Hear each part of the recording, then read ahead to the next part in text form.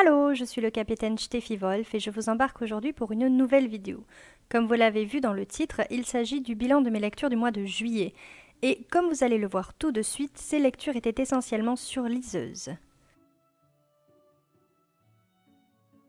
Alors, effectivement, je n'ai lu qu'un seul livre papier, il s'agissait de Brume d'ange, le tome 2 de Laetitia Arnoux, Nos attrape-rêves. Dans ce roman fantastique, on suit Brume d'ange, donc c'est l'héroïne dans la suite et fin de ses aventures, puisque c'est une duologie. Et on retrouve tout un tas de personnages qui sont très attachants. J'ai eu un petit peu de mal à les retrouver, mais en fin de compte, l'autrice fait tout ce qu'il faut pour qu'on se rappelle les tenants et les aboutissants de l'action en fait et de l'intrigue principale du tome 1 qui revient un petit peu dans ce tome 2. En tout cas, on nous la rappelle et c'est très bien ainsi. Donc j'ai aimé les personnages attachants. J'ai aimé l'ambiance amérindienne dont on n'a pas forcément l'habitude et bien sûr, plus que tout, j'ai apprécié la plume tout à fait délicate, bien que un petit peu jeunesse pour ce livre-ci, ce qui est normal, de l'autrice Laetitia Arnoux. Et je vous dis qu'on nous rappelle un petit peu l'intrigue du tome 1 parce qu'elle est présente également ici. Et l'intrigue de ce tome-ci monte vraiment crescendo au fur et à mesure de votre lecture. Et ça, c'est super agréable parce que au début, vous avez l'impression que c'est un peu flou. Et puis finalement, de page en page, de chapitre en chapitre, vous comprenez où veut en venir l'autrice. Et c'est vraiment, vraiment bien fait. Et surtout, la fin ne retombe pas comme un soufflet. Et puis, on prend le temps de la fin et ça je trouve ça très bien également. Voilà donc une bonne lecture à laquelle j'ai mis la note de 15 sur 20. Je me suis bien sentie dans cette lecture, j'ai bien aimé retrouver ces personnages, ça je vous l'ai déjà dit. Donc pour la deuxième lecture, petit montage, sauf que comme la plupart de mes lectures, donc comme je vous l'ai dit, étaient sur Liseuse, mais surtout que certaines d'entre elles étaient soit SP, soit gain concours. Je ne peux pas vraiment vous les montrer sur mon téléphone parce que je peux pas les avoir, je peux pas les ouvrir depuis l'application Kindle, c'est comme ça. Du coup, je vous montrerai sur Liseuse. C'est parti pour le montage. Alors, le premier livre que j'ai lu, c'était Les Plaines du Vent de Lucille Chaponnet. J'essaie de vous le faire. Je sais pas si vous voyez bien. Bon, en vrai, la couverture est juste magnifique. Donc, Les Plaines du Vent de Lucille Chaponnet, qu'est-ce que c'est? C'est un e-book que j'ai gagné lors d'un concours Instagram. Donc, je remercie l'autrice pour l'avoir organisé parce que j'ai ainsi pu découvrir sa plume. Lucille Chaponnet, c'est l'autrice de La Cité des Sangs Purs, dont souvent on a entendu parler. Et c'est ce roman-ci que l'on m'avait conseillé. Là, elle mettait en jeu sa dernière sortie, il me semble, Les Plaines du Vent. Et donc, j'ai tenté et j'ai gagné l'e-book et je suis super contente. Voilà. Ce roman, je l'ai lu en seulement 3 jours. C'est vous dire si je l'ai dévoré. Mais vraiment, j'ai adoré. Je lui ai mis la note de 20 sur 20. Oui, parce que ce roman, je ne vous l'ai pas dit, c'est un vrai coup de cœur. Les personnages sont intéressants, attachants. Ils ont chacun leur caractère propre et avec leurs failles et leur force. Et ils sont vraiment intéressants. Il y a aussi c'est un roman, on peut dire, de science fantasy, elle a appelé ça. Donc c'est à la fois un petit peu de la science-fiction, parce qu'il y a quand même quelques technologies, etc. Mais c'est aussi un peu de la... Et puis on pourrait imaginer que ça se passe sur Terre. Et puis il y a aussi de la fantasy parce que ça pourrait aussi être un monde complètement inventé.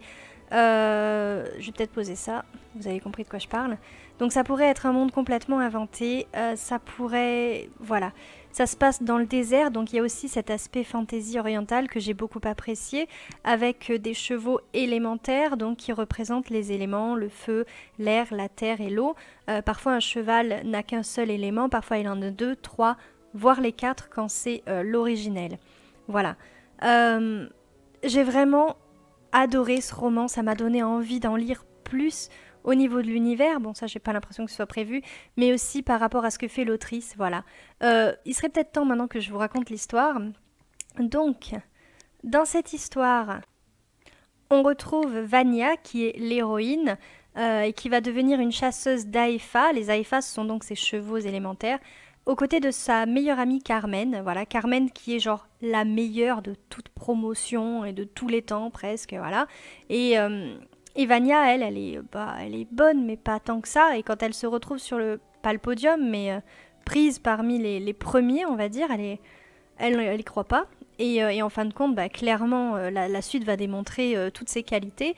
Et voilà, donc Vania, c'est une fille qui est pas très sûre d'elle, mais qui, mine de rien, en a sous le pied, comme on dit.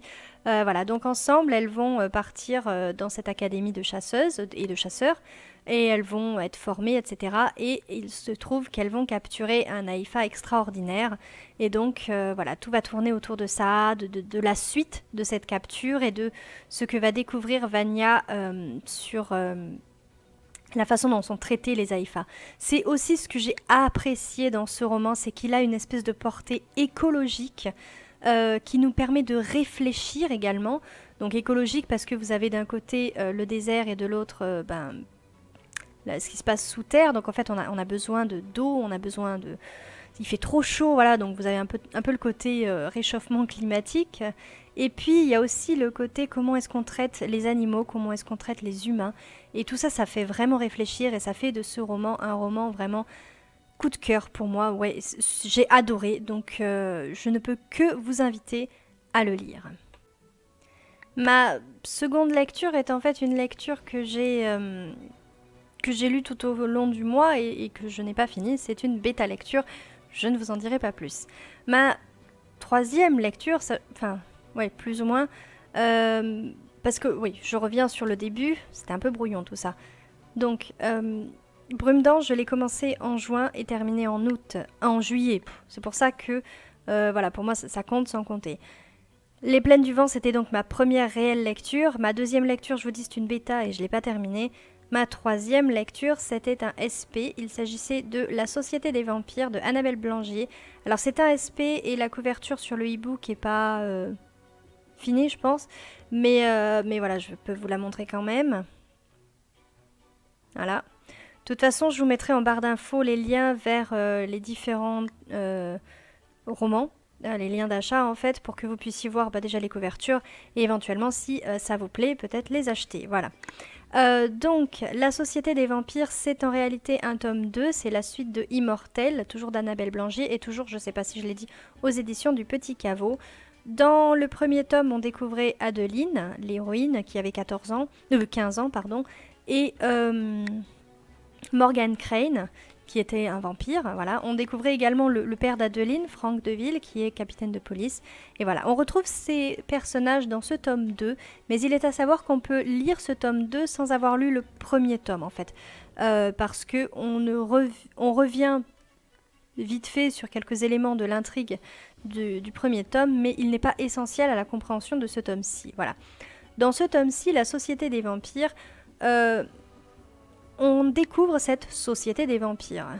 C'est-à-dire que c'est un homme, un vampire, qui est assez vieux, qui a décidé qu'il serait temps pour les vampires d'être plus ou moins civilisés et d'apprendre à vivre ensemble aux côtés des humains, mais sans que ces derniers ne le sachent. Parce que la règle numéro 1 chez lui, c'est que un bon vampire est un vampire que personne ne connaît. J'ai eu du mal à la dire, mais bon, c'est pas un extrait du livre, hein. Attention, Annabelle Blangier écrit un peu mieux que ça. Mais c'est, voilà, en gros, les vampires doivent rester dans l'ombre, ils doivent rester dans l'inconnu, on ne doit pas savoir qu'ils existent. Or, dans le premier tome, Morgan Crane a fait part de son secret à Adeline, et son père, lui, a été mis au courant également. D'autant plus qu'il enquêtait sur toute une série de meurtres qui mettaient en scène le vampire et pour lesquels Morgan Crane n'était pas complètement innocent. Je ne vous dirai pas dans quelle mesure il a été coupable, mais voilà, vous voyez, c'est un vampire et ses meurtres étaient vampiriques, donc bon, voilà. Donc Franck Deville, capitaine de police, est au courant de la nature de Morgan Crane, il sait que les vampires existent, et bien sûr Adeline, qui avait 15 ans lors du premier tome et qui en a maintenant 18, enfin qui va sur ses 18, eh bien, est au courant de ce qu'est Morgan Crane, et il est aussi son ami. Voilà. Donc depuis cette mésaventure qui lui est arrivée dans le tome 1, elle cherche à le revoir, elle ne rêve que de ça, c'est de vivre auprès des vampires, plus ou moins pour les étudier. Donc voilà, donc d'un côté vous avez cette petite famille qui sait que les vampires existent, et puis de l'autre côté vous avez un autre vampire très vieux qui lui détesterait que les humains soient au courant de l'existence des vampires. Donc voilà, c'est un petit peu ça le fil rouge. Je vous avoue que j'ai eu du mal à le cerner au début du roman. Je me suis laissée porter par la plume d'Annabelle Blangier, qui est, je trouve, excellente. Je me suis laissée porter également par les personnages qui sont très bien construits, avec encore une fois leurs failles et leurs forces, pardon. Et il y a un personnage notamment que j'ai adoré. Ce personnage, c'est un personnage du passé de Morgan Crane, du vampire. Et quand elle arrive, c'est une femme, vampire bien sûr, du coup. Quand elle arrive, en fait, on se dit ouais, c'est clair que ça va être elle. Mais quand vous la voyez vraiment, quand vous apprenez à la connaître, elle est génialissime. Ce personnage, il est superbement bien construit. Pour le coup, c'est une vampire qui est faible. On la considère à moitié comme un vampire seulement, tellement elle est faible, mais elle est touchante, attendrissante, et vraiment, et elle a aussi une force de caractère, mine de rien, parce qu'elle connaît ses faiblesses, elle sait qu'elle n'est pas un vampire comme les autres, mais elle est tellement forte et tellement altruiste, elle veut venir en aide à Morgan Crane, elle veut venir en aide à Adeline, elle veut leur venir en aide à eux, alors que Morgan, elle l'a ignorée depuis des décennies, et qu'Adeline, elle ne la connaît pas réellement, voilà, mais elle va vouloir les aider, et j'ai adoré ce personnage, vraiment. Voilà. L'intrigue, donc, au début, on a du mal à la cerner, mais au fil des pages, elle devient de plus en plus haletante jusqu'à la fin qui est vraiment très très bien faite. Voilà, également. De toute façon, pour le moment, les livres dont je vous parle ont des belles fins qui ne tombent pas comme un soufflet, qui ne sont pas allez hop, c'est fini, lâchez le livre, allez, à bientôt, bisous. Non, ce sont de vraies fins et j'adore ça. Et bon, le fait que j'ai eu du mal un petit peu à cerner le fil rouge au début du livre m'a fait mettre la note seulement de 16 sur 20. Donc vous voyez, vraiment, j'ai adoré les persos, j'ai adoré l'intrigue une fois que je l'ai trouvée. Et plus que tout, j'aime la plume d'Annabelle Blangier. Voilà. Donc une très bonne lecture que cette Société des vampires aux éditions du Petit Caveau. On en arrive maintenant à mon dernier livre entièrement lu lors du mois de juillet. Il s'agissait d'une nouvelle de H.P. Lovecraft, je sais plus exactement, Howard Phillips je crois, je sais plus, je corrigerai s'il le faut. Donc une nouvelle de 43 pages de H.P. Lovecraft en e-book gratuit parce que libre de droit. Il s'agissait de La Maison de la Sorcière. Voilà. Ah bah c'est écrit, attendez, Howard Phillips, j'avais raison. Donc voilà, La Maison de la Sorcière que j'ai pas vraiment aimé en fait. Je m'y attendais plus ou moins parce que H.P. Lovecraft, j'avais lu une autre de ses nouvelles, enfin c'était un petit roman, une novella, l'affaire Charles Dexter Ward, et j'avais pas spécialement aimé, et là j'ai pas spécialement aimé non plus, voilà. Je l'ai lu parce que je me devais de le lire par rapport à un projet d'écriture où vous avez une maison, une sorcière, une maison de sorcières, mais voilà, et puis il était gratuit. Voilà, mais ah, ça passe pas, moi, H.P. Lovecraft, je crois que je vais m'arrêter là, hein. Ça ne passe pas, clairement. Il y a des maths, il y a de la physique quantique, il y a tout un tas de sciences, et moi je suis nulle en sciences. Donc en fait, je ne peux pas lire ça, et non seulement je suis nulle, mais je n'apprécie pas. Voilà, c'est comme ça. Donc c'est pour ça qu'avec moi, Lovecraft, ça ne le fait pas, mais absolument pas. En tout cas pas pour les deux histoires que j'ai lues jusqu'ici.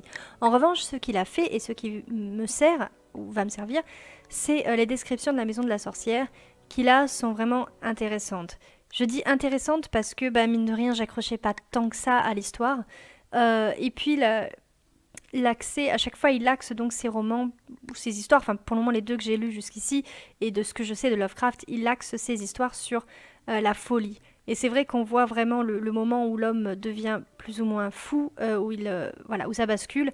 On voit aussi le basculement vers le fantastique. Donc tout ça c'est très intéressant. Mais voilà, pour moi c'est de l'ordre de l'intéressant plutôt que de l'intéresser. Finalement, je ne suis pas intéressée par ces lectures. Il faut dire ce qui est. Je lui ai mis la note de 10,5, donc c'est vous dire. Je reconnais qu'il a des talents, mais ces talents ne sont pas adaptés à mes capacités de lectrice, à mes envies de lectrice, tout simplement. Voilà, c'est la vie, c'est comme ça. Voilà. Enfin, il y a un dernier roman que j'ai commencé en juillet, mais pour lequel je ne suis qu'à la moitié au moment où je vous fais cette vidéo, et on est quand même le 30 juillet, donc j'ai très peu de chances de le terminer. Je vous le montre tout de même et je vous en reparlerai plus dans le prochain bilan. Il s'agit du tome 3 de Kell, La Ronde de l'Aigle d'Andrea Schwartz aux éditions Rebelles. Pour le moment, ça me plaît bien et c'est tout ce que j'en dirai parce que c'est un bilan et que celui-ci, je ne l'ai pas lu. Voilà. Comme d'habitude, j'espère que cette vidéo vous a plu. Si c'est le cas, n'hésitez pas à me mettre un petit pouce. Si vous avez des choses à me dire, n'hésitez pas à mettre des commentaires. L'encart commentaire est fait pour ça. Et si ce n'est pas fait, abonnez-vous à la chaîne si jamais bien sûr ce contenu vous plaît. Voilà, en ce qui me concerne, je vous laisse naviguer tranquillement sur YouTube. Et quant à moi, je retourne sur le bateau de l'écriture. Tchussy!